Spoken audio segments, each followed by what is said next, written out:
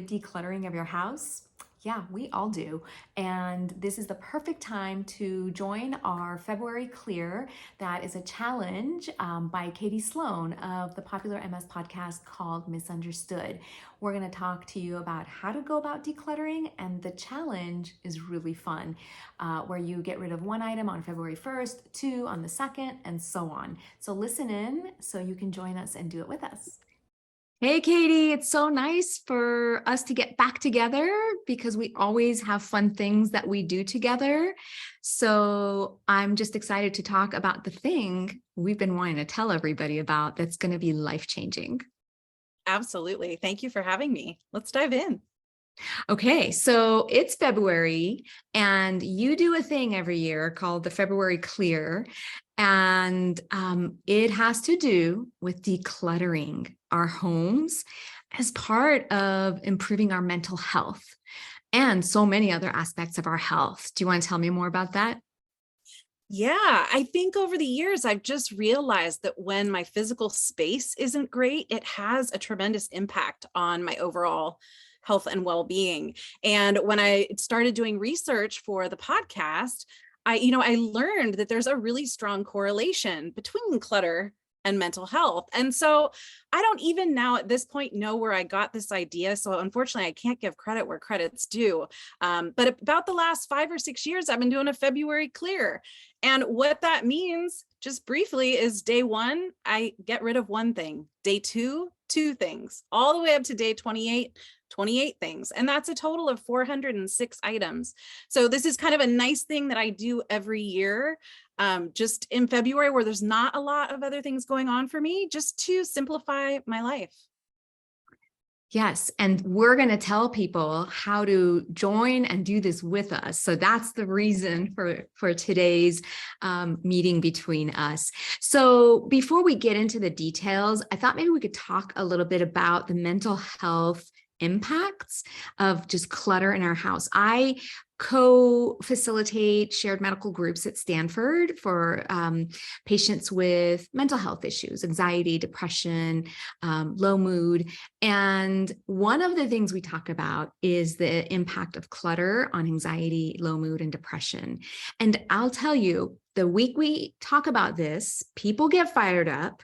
The next week, we're on another topic, but they still want to talk about decluttering. And people just really latch on to this concept because we all have clutter, right? We do. Yeah, a funny thing happened. We went to a friend's house and my son from their kitchen saw that their car was parked in the garage.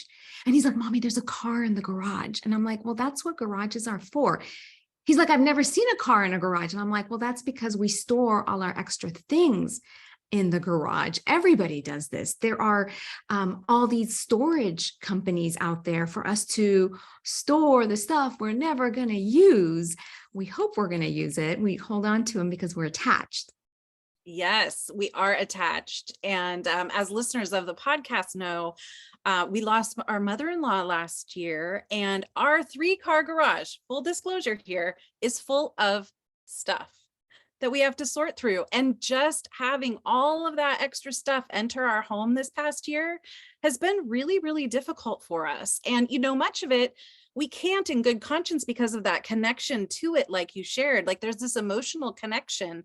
So we have to take time to kind of sort through everything in order to decide what to get rid of. And that's on top of all the things we already had in our home. So absolutely, there is a correlation between mood and stuff. For sure. And both you and I have undergone this process of debulking, purging. Do you want to tell me a little bit about what you've done? And I'll share what I've done.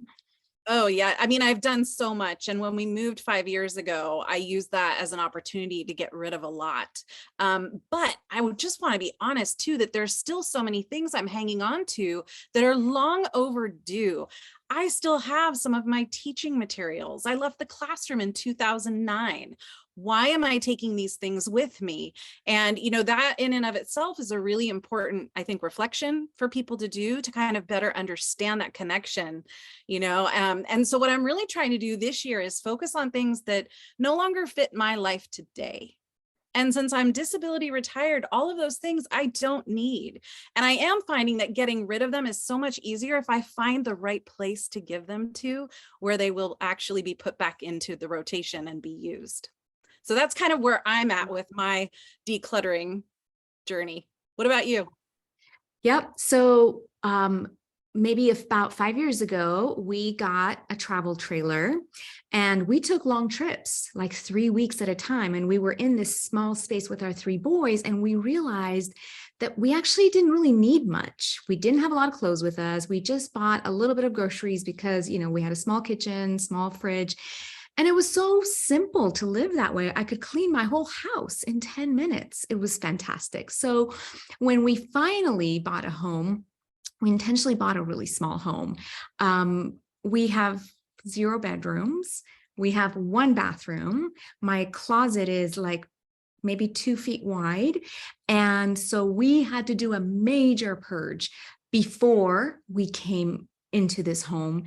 And then as we unpacked boxes, we purged some more. So we got rid of well over 50% of our things. We were also storing a lot of things for other people. So it was really a perfect time to say, we actually can't store this for you any longer. Your 4 fake Christmas trees just need a new home. We're not, it's just, we want to help other people, but then that's why you have no car in your garage, because you're storing a lot of other people's stuff too, in addition to your own. And there's a few things that I really learned that were key for me. Once it was hard to get started, but once I started, it got easier. I couldn't stop. I probably overdid it. Sometimes we don't even have enough dishes for our guests because it's like I've overshot, and I remember this one last area in my house that we were trying to pack so that we could finish and move into the new house. And I just couldn't figure out how to get the stuff in. And one of the gentlemen helping us just looked at me and he just shoved everything into a box. And he was like, okay, we'll deal with it later. Like I was stuck. I couldn't do it because I had too much emotional attachment. But living in a small house has been the best thing for my mental health. My kitchen, everything's 2 steps away. I only have the clothes that I need. And we're very intentional about what we bring into the home. I tell people, no gifts, please. If you really want to get me a gift, bring me a plant from your garden and I'll plant it. And I'll think of you every time I see it. But don't bring me a sweater because I'm not going to remember it and I'll forget. And then it's just a waste, right? I agree. And your story is so inspiring. I'm wondering if you could share just a little bit about how that downsizing impacted your family too, because you've shared with me a little bit about how it simplified your kids' lives. And I think just looking at it from that perspective is really, really cool. Do you mind sharing? Sure. I mean, at the time when we moved here, my kids were 4, 7, and 10, 3 boys. And we decided that we could not have a bunch of toys. And so we kept the most important ones, the Legos and the Magnetiles, and everything else had to go. We didn't need a bunch of stuffed animals. And we decided we would buy outside toys for them so that they could be outside in nature. We intentionally moved to a place that there's a lot of it's more rural. So that was something we had to solve for. And we don't have our own separate spaces. We kind of co-sleep. We are very mindful about how we all use the bathroom together. It's very cozy, I will say. But it makes, like, look at the shelves behind me. It takes a lot of work to keep it like this because people want to just drop stuff. So we've trained ourselves not to bring anything extra into the house, and everything is supposed to have its own place. It's not perfect. Wow, incredible. So let's talk about people who don't know where to start, right? I mean, the structure of the February clear is so easy because day one, it's just one thing. But do you have some strategies that kind of help people kind of decide where to start and how to tackle this, what can seem like a very overwhelming and monumental task? There's no wrong place to start. You can maybe start with a junk drawer in the kitchen. For me personally, I'm very methodical in certain things. I start from one corner of the house. Like I'll say, I'm going to do 1 shelf a day. It takes just a few minutes. So I move physically throughout the house. That's I, funny. I I do do. that. I do that too. And I set a timer. I set a timer and I say, "Ugh, I really don't want to do this. It's not something I'm looking forward to, but I know I'll feel better, even if I just put a little bit of effort toward it each day." And so sometimes I'll set a timer for just like 8 minutes if 10 feels like too much. And it's pretty amazing how much you can get done, even in that short period of time. Because if you have a timer, then you have a time limit and you got to just get it done. So it sort of cuts out the indecisiveness, right? You're like, this is just what I got to do. This is the work in front of me, 5 minutes and I'm done. So 5 to 10 minutes, I think, is just about the right time, but everybody can figure out, what works for them. Mhm. What else? I love too how you said when you start to clear, it's this like it propels you forward and you get so excited, you actually start feeling lighter. And so, once if you can just do a couple of days to get the ball rolling, I think beyond that, you're just going to get like we are so, drawn up with the excitement and just how good it feels to let go of things. For sure. I think that lightness you talk about is for real. Like all of a sudden, I feel like I can breathe better. Like when I clean out the back of my car, where I'm like, oh my gosh, how was I driving around like this? Right? It's embarrassing.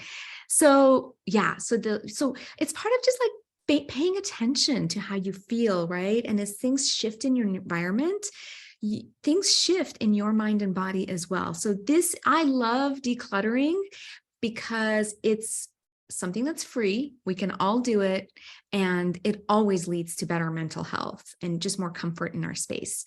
And then, I always think about like Marie Kondo. Like I watched 1 or 2 episodes of her series and, she says like, pull everything out of your closet, organize what you want. This goes to the donation place. This goes to the trash. And then this goes to your back into your closet. So I like that idea of pulling stuff out and then just putting back what you're going to keep. Do you do it that way as well? Or how do I you do it? do, especially for my closet, because it's so interesting. Every year, my closet organization ends up a little different depending on what I actually have.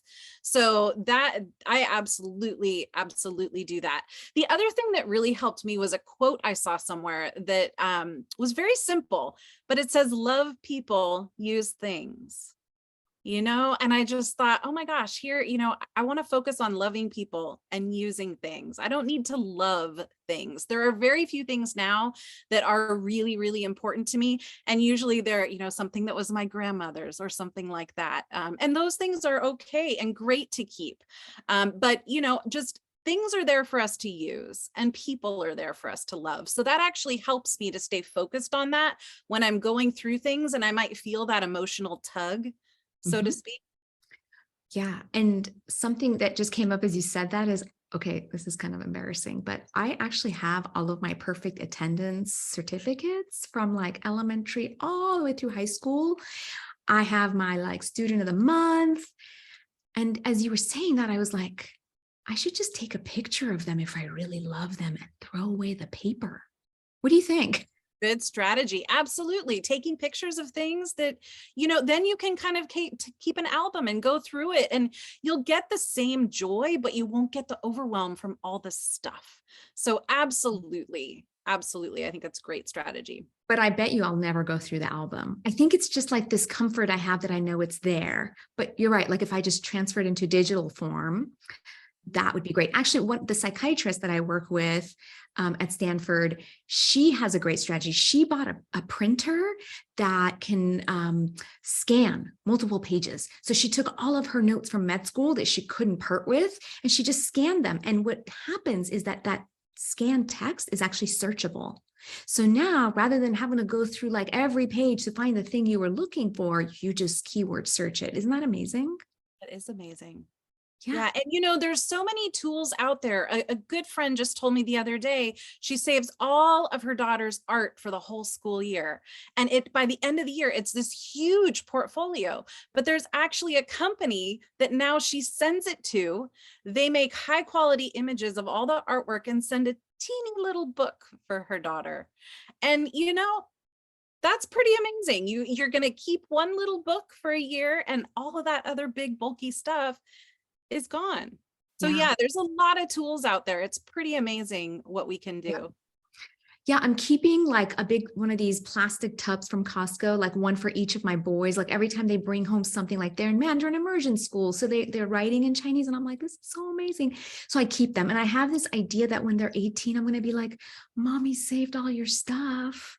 Here you go," and then they're going to be looking at me like, "I don't want this stuff." Right. And that was my idea. And then a friend of mine whose kids just went off to college, she said, I gave them all their stuff I saved and they didn't want it. I was like, my suspicion was right. Yep.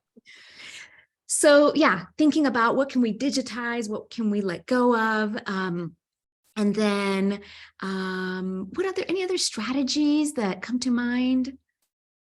I think just slow and consistent, right? And, don't force yourself to get rid of something you're not ready for, but just really, really think, have an honest conversation with yourself. And then, like I mentioned before, I find it so much easier when I make sure things are going to a place where someone will really, really use it and appreciate it. And so if you have an emotional attachment to things like I'm talking about, look up some of the places that you can donate. For example, there's a wonderful organization for bras that give bras to women in countries who don't have access. Mhm. And, bras are really expensive, but I don't mind boxing up 15 of them and sending them off to an organization like that. So there is an earlier misunderstood episode that you can post along with this that has all of those ideas. There's another one for shoes, for example, that just gives them to people who need them most. And so if it's an emotional attachment and you're just struggling with getting rid of things, finding a source that matters to you really, really helps. Absolutely. And now that a lot of us are working from home and we don't need our business clothes, not that I ever wore business clothes, but there are places. There's one called like Wardrobe for Opportunity. There's a lot of places you can send off clothes like that so that other people who need those clothes to go to a job, go to a job interview, can have them and look very nice and presentable. So always when I have an emotional attachment to something and when I think about, oh, this will just go to somebody else who will appreciate it and it'll be new to them, I can let go of it a lot easier. Yeah. Oh, Sure. and the other thing I want to say is I think it's nice to have a lot of drawer organizers. And I've never gotten so fancy where I've bought drawer organizers, but like those boxes from Amazon that come, those are great. Like a little one for like push pins, another one for rubber bands. Like I just stick those in a drawer and that helps a lot. That is, and I'm glad you mentioned that because I think an old mistake I used to make is I would buy organizers before I knew what needed to fit in them. And, what I did last time is I just pared everything down. I said, okay, now I have, 10 pairs of socks. Well, it didn't even take up a whole drawer like it used to. And so I didn't need a whole big sock organizer, right? And so just instead of putting the cart before the horse, really decide what you're going to keep and then figure out your organizational strategy. Yeah. Yeah. Because if you buy an organizer that you don't use, you've now created clutter that you Right. now have to get rid of next February. So one Exactly. other thing that I learned from an interior designer on YouTube, if I find the video, I'll put it on, but she was talking about keeping your house tidy and having drop zones. And I was like, yes, that's what I need is a drop zone because these are places in your house where people naturally drop stuff right as you enter the door, somewhere in the kitchen, in the bedroom. So I've now just put out, again, nothing fancy, but those plastic tubs you get from Costco. There's one by the front door. All the backpacks go in there. They are not allowed to be outside of that space. I deduct video game time for that. So yeah, the drop zone thing has helped. And like you said, I waited until I realized what I needed before I bought like a nicer basket that wasn't from Costco. That's plastic. Very good. So back to the February clear, I just want to mention a couple more specifics. So it's really great to do with a friend and send a snapshot of what you're getting rid of every day. It can be really, really, really motivating to do that. And so we're going to be doing that in the Truemedicine space. Do you want to talk a little bit about that and what that will look like? Sure. So the people who are already part of our programs, we have online forums where we get to communicate with each other anytime. And so we're challenging each other to keep up with the February clear. So one on day one, two on day two, and et cetera. And we're going to post pictures. And I think it'll be pretty amazing to see how much that it can accumulate. And so I'm also going to post on our social media on Instagram, Facebook, and YouTube. People can, tell us how it's going for them too. But if you can buddy up with somebody, it's way more fun. And if you don't have a buddy, just do it with us. Just, comment and show us pictures of what you're doing. Absolutely. And if you're listening to this and it's past the first, don't think, oh my gosh, I've already missed it. I can't start now. You absolutely can. And you can start in any way that works for you. You can just start on, even if it's day 5, start on day 1, or start on day 5 with 5 items and then try to catch up.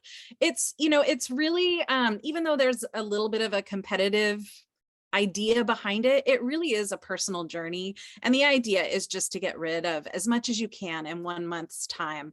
Often I find I far exceed the 406 items, and it's really exciting. So I like to kind of push the envelope each year and get a little more out, but take it easy. Maybe that's not going to work for you. Maybe that feels excessive and you just shoot for another number like 200.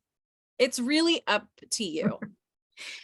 Yeah. And, there's no rule here. The point is just to get rid of stuff. If you join on February 27th, like maybe you just start in March and you do it in March, who cares? Just do it and send us a picture because we really want to see. Great. I can't wait. I'm excited. I am too. And I purge all the time. I'm curious to see how much more I can push this. So yeah, and I'm doing it with the whole family. So I want them to learn that we do not hold on to things. We love people, we use things. Absolutely. Great. Well, thank you so much for putting this on my radar. And I'm so excited to see how it goes. Can't wait. Here we go. All right.